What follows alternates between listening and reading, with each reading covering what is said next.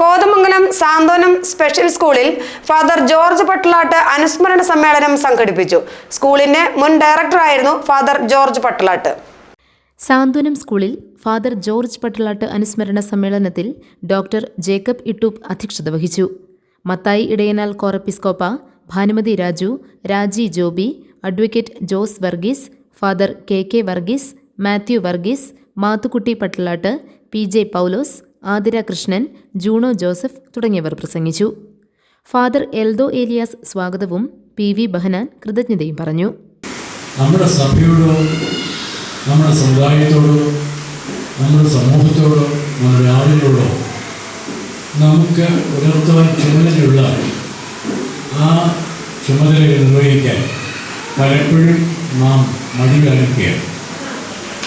അതിനുള്ളതായ താല്പര്യം നമ്മുടെ സ്വന്തം താല്പര്യങ്ങൾ കയറി വിഴുങ്ങിക്കളയും.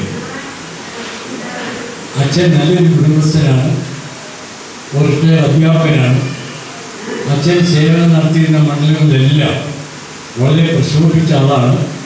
പ്രിയപ്പെട്ട എൽദോസിന് അർപ്പിച്ച പോലെ വിശ്രമിക്കേണ്ട നാളുകളിൽ പുതിയൊരു പണി കിട്ടിയപ്പോൾ ആ ചുമതല ഏറ്റെടുക്കുകയും ഇതിനെ ദൈവം എന്നെ ചുമതലപ്പെടുത്തിയിരിക്കുകയാണ് എന്ന് വിശ്വസിക്കുകയും അങ്ങനെ അടിയുറച്ച ആ വിശ്വാസത്തിൽ ദൈവത്തിൽ ആശ്രയിച്ചുകൊണ്ട് മുന്നോട്ട് പോവുകയും ചെയ്തതുകൊണ്ടാണ് ഈ സ്ഥാപനം ഇങ്ങനെ വളരുവാനിടയായത്. GTV news, Kothamangalam.